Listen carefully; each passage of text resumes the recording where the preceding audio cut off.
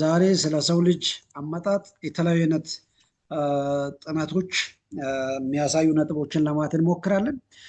በዋናነት የሰው ልጅ የተፈጠረበትን ሂደት ለማስረዳት ዓለም ላይ የተቀመጡ ሁለት አይነት በስፋት ሰዎች የሚያምኗቸው ሁለት አይነት ቲዎሪዎችን ለማየት እንሞክራለን። እነዛ ቲዎሪዎችንም ወይንም መላምቶች ማለት እንችላለን። there are two major opposing theories. I think እዚህ ላይ ይታያቸዋል። there are two major opposing theories on origin of human beings. እንግዲህ የሰው ልጅ ታሪክን ወይንም የሰው ልጅ አመጣጥን ለማስረዳት ዓለም ላይ ሳይንቲስቶች የሚጠቀሟቸው ሁለት አይነት ቲዎሪዎች አሉ። so these theories are the creationist theory and the evolutionary theory ይላል። እነዚህ ሁለቱ ቲዎሪዎች በዋናነት የሰውን ልጅ አመጣጥ ለማስረዳት ዓለም ላይ ብዙ ተከታይ ያላችሁ ሰዎች የሚጠቀሟቸው ቲዎሪዎች ናቸው። የመጀመሪያ ክሬሽኒስት ቪው የሚባለው ነው። በጥቅሉ ክሬሽኒስት ቪው የሚባለው ምንድነው? የሰውን ልጅ የፈጠረው ፈጣሪ ነው። የሰውን ልጅና ሌሎች ፍጥረታትንም ጭምር የፈጠረው ፈጣሪ ነው የሚል ግምት የሚያስቀምጡ ቡድኖች ናቸው እነዚህ ክሬሽኒስት ቪው የሚባለው። በተለይም ይሄ ከሪሊጂየስ አንግል ጋራ በጣም የተቀራረበ አስተሳሰብ ያለው እንደማለት ነው። ክሬሽኒስት ቪው advocates the notion that man including all living things was created by God or supernatural being ይላል። እዚህ ጋር የሚያስቀምጠው ምንድነው? የሰው ልጅም እና ሌሎች ፍጥረታትም ጭምር የተፈጠሩት በፈጣሪ ነው የሚል ግምት ማለት ነው፣ ወይንም ሀሳብ የሚያስቀምጥ ማለት ነው። እዚህ ላይ እንደምታዩት ምናልባት አሁን ቀጣይ እናያለን። ኢቮሉሽነሪስት ቲዮሪ የኢቮሉሽነሪስት ቲዮሪ የሚለው በቀጥታ ይህንን የሚቃረን ነው። ክሬሽኒስት ቪው የሚለው ወይንም ክሬሽኒስት ቲዮሪ የሚለው ምንድነው? የሰው ልጅ የተፈጠረው በፈጣሪ ነው። እንግዲህ በመጽሐፍ ቅዱስ እንደምናውቀው የሰውን ልጅ ፈጣሪ ከፈረንስተው አበጀው ፈጠረ የሚለውን ሀሳብ የሚደግፉ ቡድኖች ማለት ነው።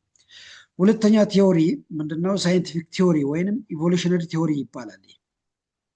ሳይንቲፊክ ቲዮሪ ወይንም ኢቮሉሽነሪ ቲዮሪ ይባላል። which explain that all living things including human beings result from the gradual succession ይላል። እዚህ ጋር የምታዩት ምንድነው? የሰው ልጅ እና ሌሎች ፍጥረታትም ጭምር በሂደት በግራጁዋል ወይንም በሂደት የመጣ ነው የሚል ነገር ማለት ነው። እንግዲህ እዚህ ላይ ከጥንት ጀምሮ ወይንም ከሎየር ግሬድስ ከታችኛው ክፍሎች ጀምራችሁ በተለያየ አይነት መንገድ ስትሰሙ የመጣችሁበትን መንገድ እዚህ ጋር እንድታስታውሱ ፈልጋለሁ። ምንድነው? የሰው ልጅ በጣም ከጥቃቅን ነገሮች ወይንም ከዝንጀሮ የሚባለውን ሀሳብ የሚደግፉ ማለት ነው።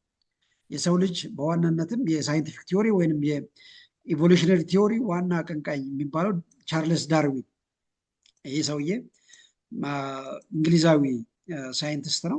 ከ1809 እስከ 1872 ድረስ የነበረ አንድ ሳይንቲስት ነው። በተለይም በኢቮሉሽነሪ ቲዮሪ በስፋት ይታወቃል ዓለም ላይ። ይህ ቲዮሪ ምንድነው? ልክ በቀጥታ የክሬሽኒስት ቲዮሪውን የሚቃወም ማለት ነው። ምን ማለት ነው? የሰው ልጅ እና ሌሎች ፍጥረታት በአንዴ የተፈጠሩ አይደሉም። ምንድነው? በሂደት በግራጁዋል ፕሮሰስ የመጡ ናቸው የሚል ሀሳብ የሚያቀነቅን ማለት ነው ቻርልስ ዳርዊን የሚባለው። ኢቨንቹዋሊ በመጨረሻም it was widely accepted by the scientific community። እንግዲህ ይህ ሀሳብ በመጨረሻም በብዙ በተለይ በሳይንሱ በሚያምኑ ሰዎች ዘንድ ላይ በስፋት የምታመን ሀሳብ ነው ይሄኛው ኢቮሉሽነሪ ቲዮሪ የሚባለው። currently though this theory dominates thinking about the human origin and the scientific world, a large number of people across the globe believe in the creationist view። በተለይ በሳይንሱ የሚያምኑ ዓለም ላይ በስፋት በሳይንስ የሚያምኑ ሰዎች የሚያምኑት አይነት ቲዮሪ ነው ማለት ነው።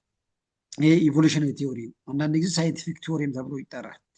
በዋናነት የሰው ልጅ በፈጣሪ አይደለም የተፈጠረው፣ በአንድ የሰው ልጅም ሆነ ሌሎች ፍጥረታት በሂደት የመጡ ናቸው የሚል ሀሳብ የሚያስቀምጡ ናቸው ማለት ነው ኢቮሉሽነሪ ቲዮሪ የሚባሉት። ይህንን ይመስላል እንግዲህ ኢቮሉሽነሪ ቲዮሪ ይህንን ለማስቀመጥ ይሞክራሉ። ይታያል አይደለ? ፒክቸር ይታያል። በጣም አሪፍ። በእናንተ መጽሐፍም አለ። ምናልባት ስታነቡ ቼክ ማድረግ ትችላላችሁ። የሰው ልጅ መጀመሪያ ልክ ዝንጀሮ፣ ዛሬ ዝንጀሮ ብለን የምንጠራውን ከዚህ መጀመሪያ ላይ በግራ በኩል ካለው ከዚህ በአራት እግር ከሚንቀሳቀስ እንስሳ ከሚመስል ነገር በሂደት በሁለት እግር መሄድ ጀመረ።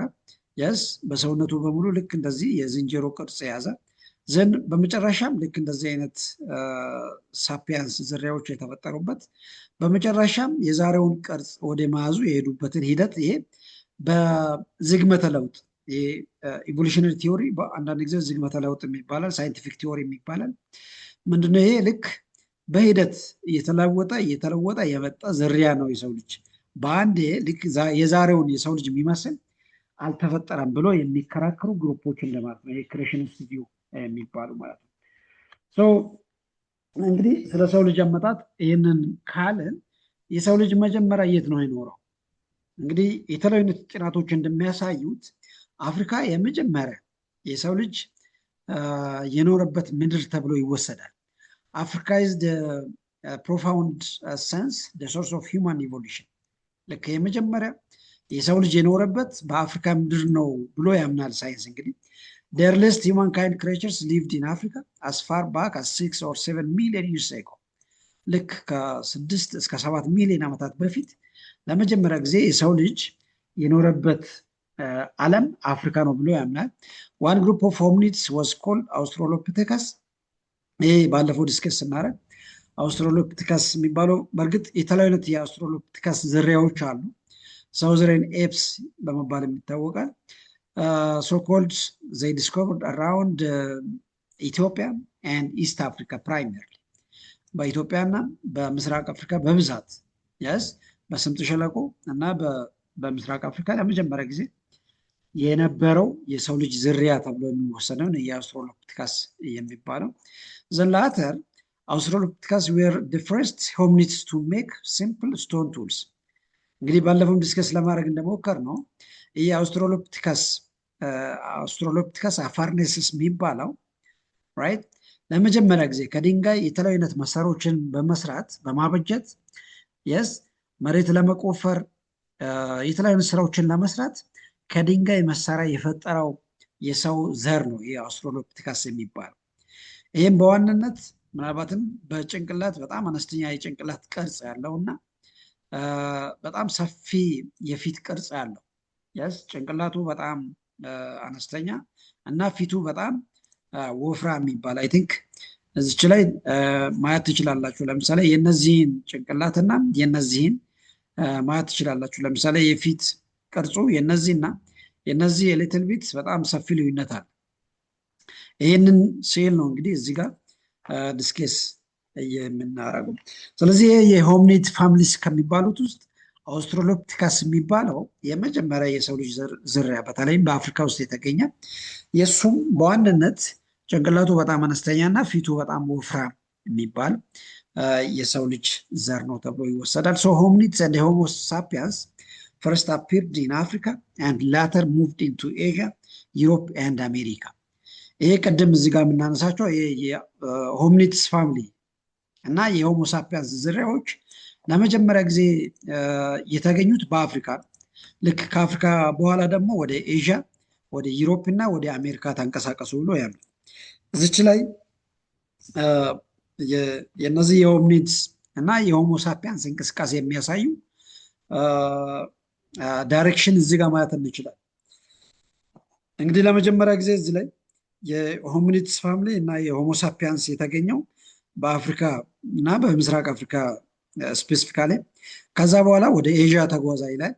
ከኤዥያ በኋላ ወደ ዩሮፕ እና ወደ አውስትራሊያ፣ ወደ ላቲን አሜሪካ እና ወደ ኖርዝ አሜሪካ ተንቀሳቀሱ ብሎ ምልክቶችን ያስቀምጣል ማለት ነው።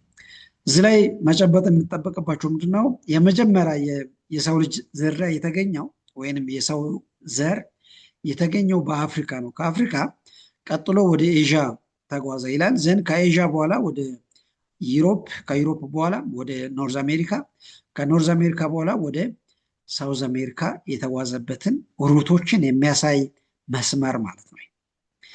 ይሄ ነው እንግዲህ የሰው ልጅ አፈጣጠር ከአፈጣጠር አንስቶ ዓለም ላይ የተሰራጨበት መንገድ እንግዲህ ይህንን ይመስላል ማለት ነው።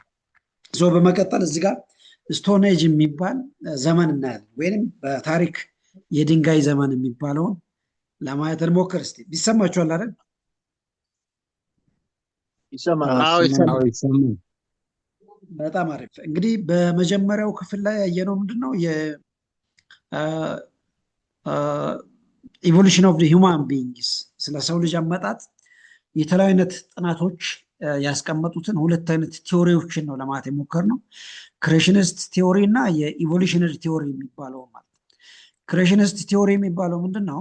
የሰው ልጅ አመጣጡ ከየትም አይደለም፣ በዋንነት ፈጣሪ ነው የፈጠረው የሚል አስተሳሰብ አለው ክሬሽኒስት ቲዎሪ የሚባለው። ይሄኛውን በዋናነት ፈጣሪ እንደፈጠረ፣ ይሄ በመጽሐፍ ቅዱስ የምናውቀው በቁርአን የምናውቀው የሰውን ልጅ ፈጣሪ እንደፈጠረ የሚያሳይ ማለት ነው።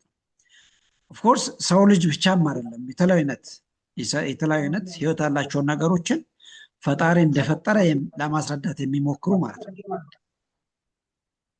ድምፅ ይሰማል ማን ጋር እንደሆነ?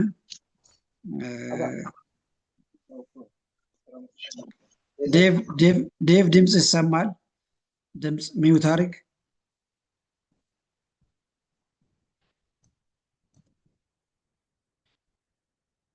በጣም አሪፍ እናመሰግናለን። ሁለተኛው ኢቮሉሽነሪ ቲዎሪ የሚባለው ነው። ይህንን ቲዎሪ በ1809 አካባቢ ላይ አንድ ቻርልስ ዳርዊን የሚባል በ1809 አካባቢ ላይ አንድ የእንግሊዝ ሳይንቲስት ቻርልስ ዳርዊን የሚባል ሰውዬ የፈጠረው ፍልስፍና ነው። ይህም ማለት ኦልሞስት በጣም ቅርብ ጊዜ ማለት ነው። የሰውን ልጅ አመጣጥ ለማስረዳት የፈጠረው አስተሳሰብ የሳይንስ አስተሳሰብ ነው። ኦፍኮርስ ዓለም ላይ ብዙ ተከታይ ያለው አይነት አስተሳሰብ ነው ኢቮሉሽነሪ ወይንም ሳይንቲፊክ ቲዎሪ የሚባለው። ሀሳቡ ምንድን ነው? የሰው ልጅና ሌሎች ህይወት ያላቸው ነገሮች ወይንም ሌሎች ፍጥረታት የተፈጠሩት በአንዴ አይደለም፣ በሂደት ነው የተፈጠሩት የሚል አስተሳሰብ ማለት ነው። ይህኛውም በሌላ አነጋገር በዝግመተ ለውጥ የሚለውን አስተሳሰብ ሊይዝ ይችላል። ምን ማለት ነው? ልክ በጣም ጥቃቅን ከነበሩ ፍጥረታት የሰው ልጅና ሌሎች ትላልቅ ህይወት ያላቸው ነገሮች እንደተፈጠሩ ለማስረዳት የተጠቀሙበት አስተሳሰብ እንደማለት ነው። ክሬሽኒስት ኢቮሉሽነሪ ቲዎሪ የሚባለው። እንግዲህ ስለ ሂውማን ኢቮሉሽን ይህንን ይመስላል። በሁለተኛ ደረጃ ላይ እዚህ የምናየው ስቶን ኤጅ የሚባለው ወይንም የድንጋይ ዘመን በመባል ይታወቃል። በእርግጥ the Stone Age is the period of a prehistoric human culture characterized by the use of stone tools። እዚህ ላይ እንግዲህ የድንጋይ ዘመን የሚባለው የድንጋይ ዘመን በመባል የሚታወቀው በዋናነት ምናልባት ሰዎች ሌላ ትርጓሜ ይሰጣሉ። ነገር ግን ሀሳቡ ምንድን ነው? ልክ ታሪክ የሰው ልጅ ታሪክ በተለይ አይ ቲንክ በዚህ ኮርስ ላይ መጀመሪያ ላይ ስለ ሂስትሪ እና ስለ ፕሪሂስትሪ አንዳንድ ሀሳቦችን ለማንሳት ሞክረን ነበረ። የሚያስታውሳለን? ፕሪሂስትሪ እና ሂስትሪ የሚባለው ልዩነቱ የሚያስታውሳለን?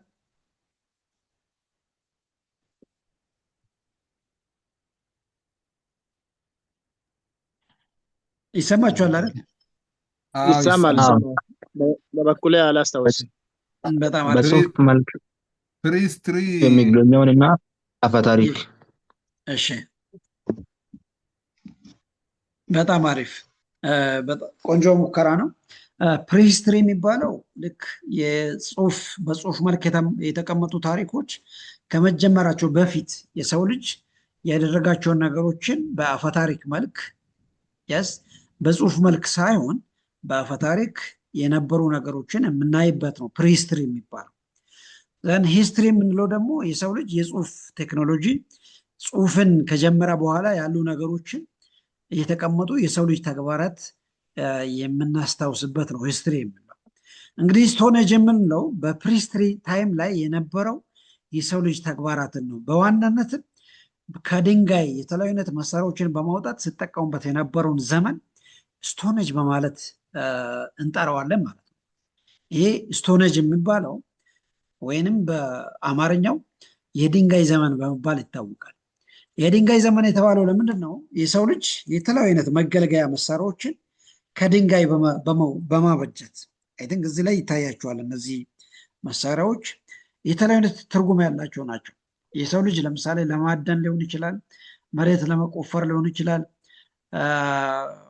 ለእርድ ሊሆን ይችላል፣ የተለያዩ ነገሮችን ለመቁረጥ ሊሆን ይችላል፣ ለመግደል ሊሆን ይችላል።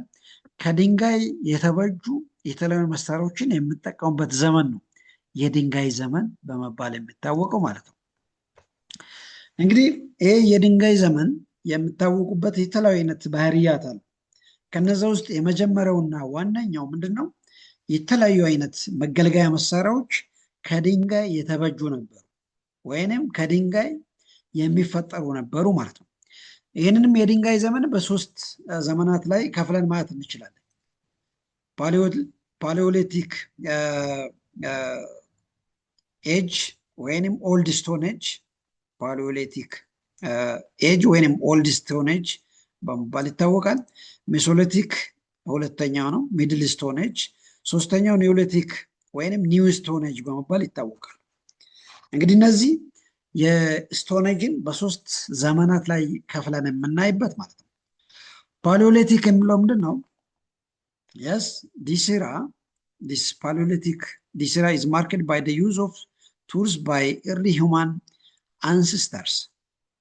yes ከነዚህም ውስጥ በጣም ኤርሊስት የሚባለው ፓሊዮሊቲክ የሚባለው ነው ወይንም ኦልድ ስቶን ኤጅ በመባል የሚታወቀው ዘመን ማለት ነው። ይሄኛው ፕሪንሲፓሊ yes ፓሊዮሊቲክ የሚባለው በተለይም ፓሊዮሊቲክ ማለት ትርጉሙ ወይንም ቃሉ የግሪክ ቃል ነው። ትርጉሙ ኦልድ ስቶን ማለት ነው ወይንም የጥንት የድንጋይ ዘመን በመባል ይታወቃል። ይሄኛውም በዋናነት ከ11,000 እስከ 9,000 ቢሲ ድረስ የነበረውን ዘመን ይሸፍናል። ይሄ ፓሊዮሊቲክ ኤጅ በመባል የሚታወቀው ዘመን ማለት ነው። So human beings made the first crude stone tools known as the hand axes, lived in caves and discovered fire. ይሄ ዘመንን በዋናነት የሚታወቀው የሰው ልጅ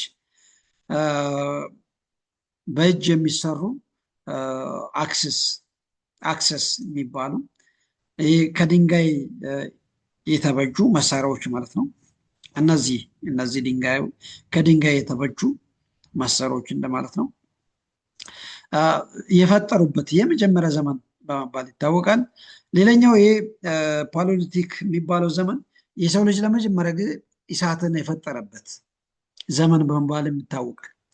አይ ቲንክ ባለፈው ዲስከስ ስናደርግ እሳት የፈጠረው የሰው ልጅ የመጀመሪያ የሰው ልጅ ዝርያ የሚባለው ሆሞ ኢሬክተስ የሚባሉ ናቸው። ልክ እነሱ ለመጀመሪያ ጊዜ እሳትን የፈጠሩ የሰው ልጅ ዝርያዎች በመባል ይታወቃሉ። በዚህ ዘመን ላይ ደግሞ ሰዎች በዋናነት በዋሻዎች ላይ ቤት ሰርቶ ሳይሆን የስ በዋሻ ውስጥ የሰው ልጅ የሚኖሩበት ዘመን በመባል ይታወቃል። በሌላ መልኩ ደግሞ ሰዎች የመጀመሪያ ቋንቋውን መጠቀም የጀመሩበት ዘመን በመባል ይታወቃል። they also began to use language ሰዎች ለመጀመሪያ ጊዜ ቋንቋውን መጠቀም የጀመሩበት በማለት ይታወቃል ማለት ነው። ሶ ሁለተኛው ሜሶሊቲክ ኤጅ የሚባለው ነው። ይሄ ሜሶሊቲክ ማለት ሚድል ኤጅ እንደማለት ነው ወይም ሚድል ስቶን ኤጅ በመባል ይታወቃል። so this was the transitional period between Paleolithic and Neolithic ages በመባል ይታወቃል። የነዚህ የሽግግር ወቅት ነበር። ምን ማለት ነው? የሽግግር ወቅት ሲባል ሰዎች በጫካ ውስጥ ወይንም በዋሻ ውስጥ ከሚኖሩበት ድንጋይን ከምጠቀሙበት ወደ ዘመናዊ ዓለም ላይ ወደ ማለፉ መሸጋገር ዘመን በመባል ይታወቃል። ይህ ሜሶሊቲክ ኤጅ የሚባለው መሸጋገሪያ ዘመን በማለት ይታወቃል። አይ ቲንክ እዚህ ላይ መሸጋገር ወይንም ቴክኖሎጂን የፈጠሩበት ሲባል ዛሬ ላይ የምናውቃቸው ቴክኖሎጂዎች አይደሉም። ያ ማለት ልክ ከድንጋይ የሚሰሩትን ስራዎች ከእንጨት ወይንም ከተለያዩ አይነት ከብረት ነክ ነገሮች መጠቀም የጀመሩበት ጊዜ ማለት ነው። የትራንዚሽን ፔሪድ የሚባለው so it lasted from 9000 BC to 8000 BC። ይሄ አይ ቲንክ እዚህ ላይ የቁጥር ልዩነቶቹ እዚህ በደንብ ግልጽ ይመስለኛል። ባለፈው ዲስከስ አድርገናል። በቢሲ እና በኤዲ ዘመናት ላይ አመታትን የምንቆጥረው በቢሲ ላይ ከከፍተኛ ወደ ዝቅተኛው እንደማለት ነው። እዚህ ጋር እንደምታዩት ከ9,000 እስከ 8,000 ይሄ በቢሲ ዘመን ላይ ዘመናት የሚቆጠሩበት ሂደት ነው፣ ከከፍተኛ ወደ ዝቅተኛ። ያስ በኤዲ ዘመን ላይ ከሆነ ከከፍተኛ ወደ ዝቅተኛው እንደማለት ነው። ልክ ዛሬ 2026 25 26 27 እያለን እንደምንቆጥረው ማለት ነው። ነገር ግን በቢሲ ዘመን ላይ ያስ ከከፍተኛ ነው ወደ ዝቅተኛ የሚቆጠረው፣ ከ26 ወደ 26 25 24 እያለ እንደዛ እንደማለት ነው። ይሄ ሜሶሎቲክ ኤጅ የሚባለው ወይም ሚድል ስቶን ኤጅ ከ9,000 ቢሲ እስከ 8,000 ቢሲ ዘመን ድረስ የነበረ ዘመን። በዚህ ዘመንም ስቶን ቱልስ ዌር ስላይትሊ ኢምፕሩቭድ ኤንድ ሞር አዳፕታብል ፎር ዲፍረንት ዩዝስ ዱሪንግ ዲስ ኤጅ። እንግዲህ መጀመሪያ በፓሊዮሊቲክ ኤጅ ላይ ከነበረበት ኤሊትል ቢት ከድንጋይም ቢሆን በጣም የተሻሉ ከድንጋይ የሚሰሩ መሳሪያዎችንም በተሻለ መልኩ መስራት የጀመሩበት ዘመን ነው ሜሶሎቲክ ኤጅ የሚባለው ማለት ነው። ሶስተኛው እና የመጨረሻው ኒዮሊቲክ ኤጅ ይባላል። በዚህ ዘመን ላይ እንግዲህ አንድ ትልቅ ክስተት ነበር ተብሎ ይወሰዳል። ይሄ ከ8,000 ቢሲ አመት ጀምሮ ያሉ ጊዜያቶች በዋናነት ኒዮሊቲክ ኤጅ በመባል ይታወቃል፣ ወይንም ኒው ስቶን ኤጅ በመባል ይታወቃል። ይሰማችኋል አይደል?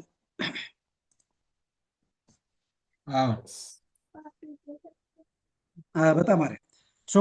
ዲስ ኤጅ ያ ማለት ኒዮሊቲክ ኤጅ ብሮት አባውት ሶኮልድ ኒዮሊቲክ ሪቮሉሽን። በዚህ ዘመን ላይ አንድ ትልቁ ለውጥ የነበረው ምንድነው? የኒዮሊቲክ ሪቮሉሽን ተከስቶ ነበር። ያ ማለት ምንድነው? ሰዎች አግሪካልቸራል ፕራክቲስ የጀመሩበት ጊዜ ማለት ነው።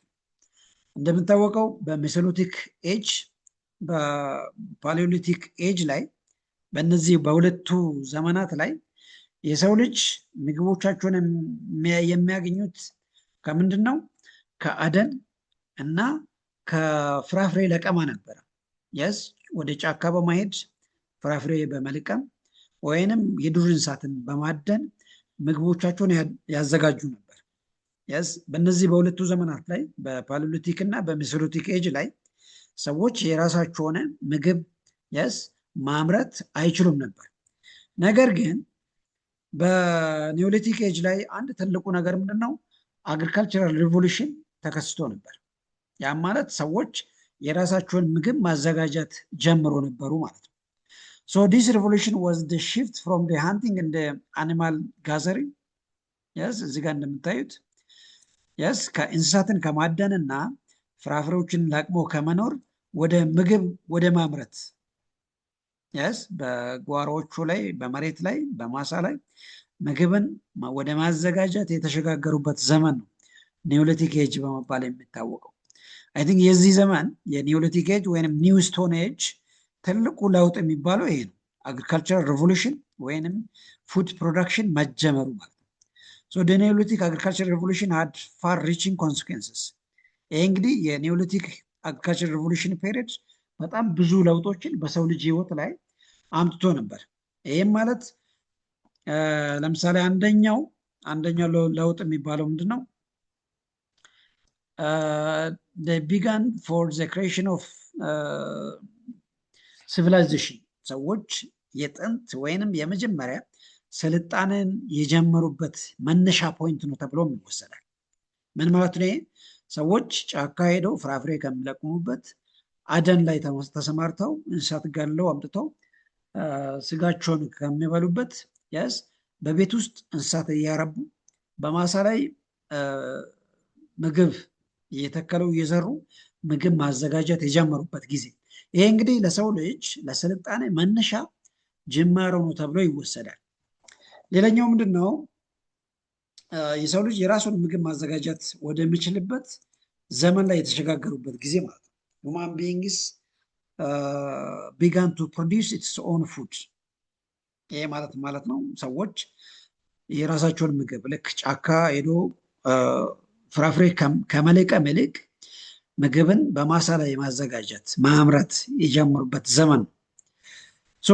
ምናልባትም በኒዮሊቲክ ኤጅ ላይ በዋናነት የሰው ልጅ ትልቅ ለውጥ የስ የፈጠረበት ጊዜ ተብሎ ይወሰዳል። ይሄኛውም የተጀመሩ አካባቢዎች አሉ ዓለም ላይ። በእርግጥ ብዙ ዓለማት ላይ እነዚህ ነገር የተጀመሩ አካባቢዎች አሉ። ለምሳሌ ፓለስታይን፣ ሜሶፖታሚያ፣ ናይል ቫሊስ ኢን ኢጂፕት፣ ትሮፒካል አፍሪካ፣ ያንግቲዘን ኢን ቻይና፣ ኢንዳስ ቫሊስ ኢን ኢንዲያ። በእነዚህ አካባቢዎች ላይ ለመጀመሪያ ጊዜ የሰው ልጅ ለመጀመሪያ ጊዜ ግብርናን የጀመሩበት ወይንም በማሳ ላይ በጓሮ ላይ ምርት ማምረት የጀመሩበት ቦታዎች እንደማለት ነው። so it is believed that here በመጨረሻ ላይን ላይ here it is believed that the Neolithic age occurred in parts of Ethiopia about 7,000 years ago። እንግዲህ በኢትዮጵያም ይሄ ሰዎች ምግብ ማዘጋጀት ወይንም አግሪካልቸራል ሪቮሉሽን የጀመረበት ዘመን ተብሎ የሚወሰደው ወደ 7,000 ዓመት ዓለም ተብሎ ይወሰዳል ማለት ነው። ለምሳሌ የሰው ልጅ ለመጀመሪያ ጊዜ ይህን ተግባር የፈጸሙት በተለይም ምግብ ያገኙት ለምሳሌ እንደነ ጤፍ፣ ዳጉሳ፣ ኑግ እና እንሰት ለመጀመሪያ ጊዜ በኢትዮጵያ ሰዎች ማምረት የጀመሩበት ጊዜ ከ7,000 ዓመታት በፊት እንደሆነ ታሪክ ይናገራል ማለት ነው። እዚህ ጋር እንደምታዩት እንግዲህ እነዚህ የእህል ዘሮች በኢትዮጵያ ላይ ብቻ የሚገኙ የእህል አይነቶች ናቸው ማለት ነው። ሌላኛው እና የመጨረሻው ኢመርጀንሲ ኦፍ ስቴትስ ይላል። እዚህ እንግዲህ በኒዮሊቲክ ኤጅ ላይ ሰዎች ለመጀመሪያ ጊዜ በአንድ ቦታ ላይ መኖር የጀመሩበት ጊዜ ነው። አይ ቲንክ እዚህ ላይ አንዱ ለውጥ የሚባለው ምንድን ነው? አንዱ ከሰው ልጅ ወይንም በሰው ልጅ ላይ ከታዩ ለውጦች አንደኛውና ትልቁ ምንድን ነው? ሰዎች ምርት ማምረት አንድ ቦታ ላይ መኖር የጀመሩበት ጫካ ሄዶ ፍራፍሬ ከመልቀም ጫካ ሄዶ የዱር እንስሳትን ከማደን ወጥተው በቤት ውስጥ እንስሳትን ማርባት የጀመሩበት በማሳ በጓሮቹ ላይ ምርት ማምረት የጀመሩበት ጊዜ ነው። ይሄ እንግዲህ በዚህ እንቅስቃሴ ውስጥ የምናየው አንድ ሀሳብ አለ። ምንድነው እሱ? ሰዎች በአንድ ቦታ ላይ በአንድ አካባቢ ላይ መኖር የጀመሩበት ጊዜ ማለት ነው። ይሄኛውም ለኤመርጀንሲ ኦፍ ስቴት እንደ መነሻ ሆኖ አገልግሎ ነበር። ኤመርጀንሲ ኦፍ ስቴት ወይንም መንግስታት ወይንም ሀገራት እንዴት ተመሰረቱ የሚለውን ሀሳብ ለማንሳት ማለት ነው። ከዛ በፊት ግን ዴፊኒሽኑ እንይበት እስቲ። ስቴት ማለት ምን ማለት ነው? ስቴት ኢዝ ይታያል አይደለ? ስክሪኑ አዎ ይታያል። በጣም አሪፍ። አንድ ስቴት የሚባለው ምንድን ነው? እዚህ ላይ እንደምታዩት ስቴት ኢዝ ሴንትራላይዝድ ፖለቲካል ኦርጋናይዜሽን that maintains authority over a specific territory። የሚያሳየው መንግስት የሚለውን ሀሳብ ዲፋይን ስናደርግ ወይንም አንድ ስቴት ማለት ማለት ነው በአንድ ማዕከላዊ ስር ላይ የሚተዳደር የፖለቲካ ስልጣን ያለው እና አንድ ውስን የሆነ ድንበር ያለው አካባቢ ነው ስቴት የምንለው። እንግዲህ ስቴት የሚባለው ነገር የሚይዛቸው 5 ዋና ዋና ነገሮች አሉ። አንዳንድ ጊዜ 4 የሚባላል። ከነዚህ ውስጥ የመጀመሪያ ምንድን ነው? የዛ ስቴት ወይንም የዛ መንግስት የዛ ሀገር ህዝብ የሚባል የራሱ ህዝብ ያለው የራሱ ድንበር ያለው የራሱ መንግስት ያለው እና የራሱ ስልጣን ያለው ማለት ነው። አይ ቲንክ ከታች ይታያቸዋል። እነዚህን 5ቱንም ነገሮች አጠቃለው የያዘ ነገር ነው ስቴት የምንለው። ይህ እንግዲህ በዋናነት በዛሬው ዓለም ላይ የምናውቀው መንግስት ወይንም ሀገር ማለትም እንችላለን። አንዳንድ ጊዜ ስቴት ማለት ወይንም መንግስት ወይንም ሀገር የምንለው እነዚህንም 5 ነገሮች የያዘ ነው። አንደኛው የራሱ ፖፑሌሽን ያለው። ለምሳሌ የኢትዮጵያ መንግስት ሲባል የኢትዮጵያ ህዝብ የራሱ ሆነ መለያ ባህሪያት አለው። ይሄ ህዝብ ደግሞ የራሱ ቋንቋ አለው፣ ባህል አለው፣ የራሱ ሆነ ታሪክ አለው፣ ከሌሎች የሚለይበት ህዝብ ማለት ነው። ሌላኛው የራሱ ሆነ ድንበር አለው፣ ቴሪቶሪ አለው። ኢትዮጵያ ለምሳሌ ከሌሎች ዓለማት ራሱን የሚለይበት ድንበር አለው። ለምሳሌ ከጎረቤት ሀገራት ከሱዳን፣ ከኤርትራ፣ ከጅቡቲ፣ ከሶማሊያ፣ ከኬንያ ራሱን የሚለይ ድንበር አለው ማለት ነው። ሌላኛው የራሱ ሆነ መንግስት ያለው። ሌላኛው ምንም አይነት መንግስት ወይም የሌላ አካባቢ ጣልቃ ማይገባበት የራሱን መንግስት ያለበት። በአራተኛ ደረጃ ላይ የራሱ ሆነ ስልጣን አለ። በዛ ድንበር ውስጥ ስልጣንን ኤክሰርሳይዝ የሚያደርግበት የራሱ የሆነ ስልጣን ያለበት ሶቨሬን የምለው እሱ ነው።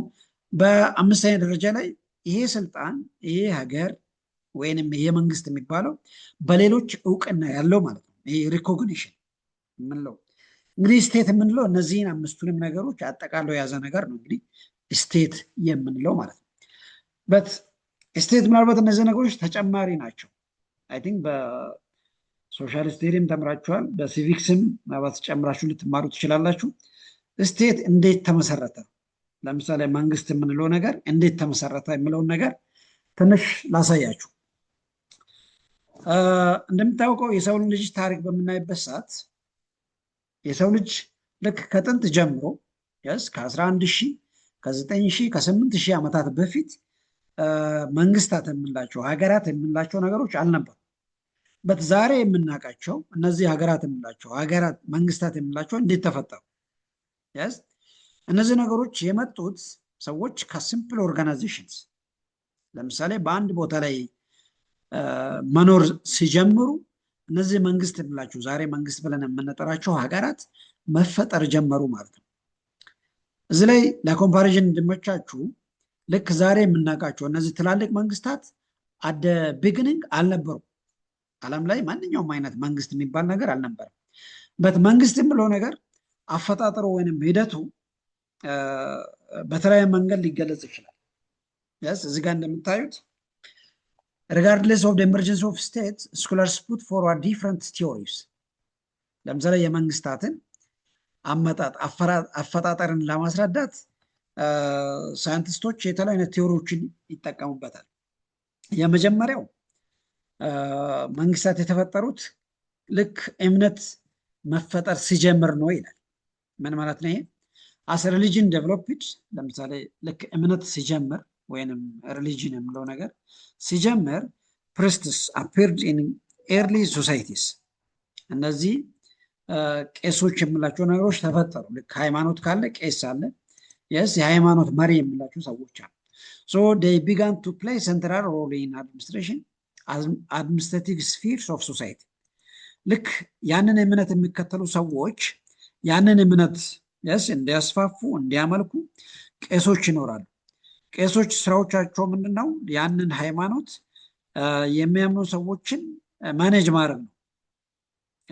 they try to play administrative role in the societies ልክ በዛ ማህበረሰብ ውስጥ እነዛን የሚያምኑ ሰዎችን ጋይድ ወደ ማድረጉ ተሸጋግሮ ነበር።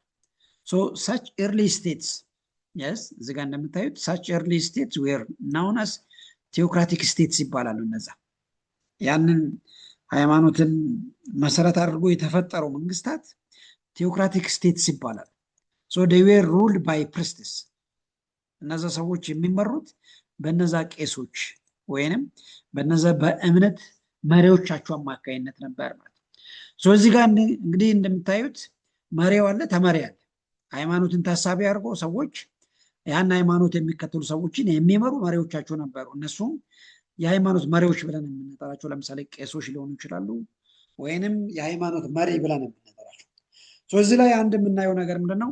መሪና ተመሪ አለ። ስለዚህ ከዚህ አንጻር ስቴት ኢመርጀንሲ ከሪሊጅን አንጻር በእንደዚህ አይነት ወይ ተፈጠረ ብሎ ያምናል። ሁለተኛው ለምሳሌ ከንግድ አንጻር ሌሎች ቲዎሪዎች ወይንም ሌሎች ሳይንቲስቶች ደግሞ ልክ ንግድ ሲጀምር ነው መንግስታት የተፈጠሩት ብሎ ያምናል። ይሰማችኋል አይደል? አዎ ይሰማል። በጣም አሪፍ እየጨረሰን ነው። ምናልባት እንዳይጠቅማችሁ ለምሳሌ ንግድ የሚባል ነገር በእርግጥ ልክ ዛሬ የምናውቀው አይነት የንግድ ስርዓት በጥንት ዘመን ምናልባት አልነበረም። በጣም ሰፋፊ ወይንም ሩቅ ቦታዎችን እቃ ይዞ ሄዶ መሸጥ የእቃ ልውጦች ነበሩ። በዛ ሂደት ውስጥ ምን ነበረ? ለምሳሌ ወደብ አለ ወይንም የኬላ ብለን የምንጠራቸው ለምሳሌ ኬላዎች አካባቢ ላይ ንግድን የሚቆጣጠሩ ሰዎች ልክ ነጋዴውን፣ ሌሎች ማህበረሰብን ግብር ማስከፈል ሲጀምሩ ቀረጥ ማስከፈል ሲጀምሩ እነዛ ቀረጥን ወይንም ግብርን የሚያስከፍሉ ሰዎች እንደ መሪ ሆኖ ሲያገለግሉ ነበር። በዚህ ሂደት ውስጥ አንድ ግልጽ የሆነ ነገር ምን አለ? መሪና ተመሪ አለ። ስለዚህ ይሄ ንግድን የሚቆጣጠሩ ሰዎች እዛ አካባቢ ላይ ሶሳይቲን ገቨርን ሲያደርጉ ነበር ብሎ ያምናል። ይሄ እንግዲህ ሌላኛው ቲዮሪ ነው። ሶስተኛውና በዋናነትም ምናልባት በጣም በግልጽ የሚታወቀው ምንድን ነው? ልክ ግብርና ሲጀምር ነው ስቴት ኢመርጀንሲ ኢመርጅ ያደረገ ብሎ የሚያምኑት አሉ። ምን ማለት ነው? ይሄ ልክ ግብርናው ሂደት ውስጥ ብዙ የሚያመርታለ፣ ዝቅተኛ የሚያመርታለ። በጣም ብዙ የሚያመርቱ ሰዎች እንደ ከበርቴ ወይንም በጣም የሚከበር ሰዎች ሆኖ ይታዩ ነበር። እዚህ ውስጥ ምን አለ? እዚህ ጋር ላንብብላችሁ። As early society was divided economically into higher and lower classes. ለምሳሌ የጥንት ሰዎች ኢኮኖሚካሊ የስ ብዙ ሀብት አለውና ዝቅተኛ ሀብት አለው ተብለው በብዙ ካቴጎሪዎች ላይ ይከፈሉ ነበር። those who produce surplus become elites. ለምሳሌ በጣም ብዙ የሚያመርቱ ሰዎች የዛ ማህበረሰብ የስ መሪ ሆኖ ይመረጥ ነበር። ብዙ ሀብት አለው ወይንም ብዙ ምርት ያለው ያንን ማህበረሰብ መምራት ጀምሮ ነበር። so elites are rich people. እዚህ ጋር እንደምታዩት ኤሊትስ ወይንም እነዛ በጣም ብዙ ሀብት ያላቸው ሰዎች ሀብታም በመባል ይታወቃሉ። with higher social status due to their wealth. ምን ማለት ነው ይሄ? ለምሳሌ በአንድ አካባቢ ላይ ብዙ ሀብት ያለ ሰው የዛ አካባቢ መሪ ሆኖ እዛ አካባቢ ያሉ ሶሳይቲን ይመሩ ነበር። እንግዲህ ሀብታም ማለት የአንድ አካባቢ መሪ፣ የአንድ አካባቢ ተቆጣጣሪ በማድረግ የዛ አካባቢ እንደ መሪ ይወሰድ ነበር። ስለዚህ ዛሬ ለምናውቃቸው መንግስታት ወይንም ሀገራት አፈጣጠር እንደዚህ አይነት ሶስት አይነት መላምቶች አሉ። በእርግጥ በየዓለማቱ የተለያዩ አይነት እንደምታዎች አሉ። ሁሉም ቲዎሪዎች ሁሉም ጋር አፕሊኬብል ላይሆኑ ይችላል። ኤኒዌይ ዓለም ላይ ግን ስቴት እንዲፈጠር እነዚህ ሶስቱ ዋና ዋና ምክንያቶች እንደ ምክንያት ይወሰድ ነበር ማለት ነው። ሶ እነዚህ ልክ ለስቴት ፎርሜሽን እንደ ዋና ዋና መላምቶች ተደርጎ የሚወሰዱ ናቸው ማለት ነው። ሶ የዛሬ ዲስከሽን እንግዲህ ይህንን ይመስላል። ቀጣይ ስንገናኝ ኤንሸንት ወርልድ ሲቪላይዜሽንስ አፕ ቱ 500 ኤዲ ድረስ እንግዲህ የዓለምን ስልጣኔ እስከ 500 ዓመት ምህረት ድረስ ያለውን እናይበታለን። ሶ የዛሬውን ዲስከሽን ከማቆማችን በፊት ለማጠቃለል አይል የዛሬ ዲስከሽን በዋናነት ያየነው ምንድነው? ስለ ሂውማን ኢቮሉሽን የመጀመሪያው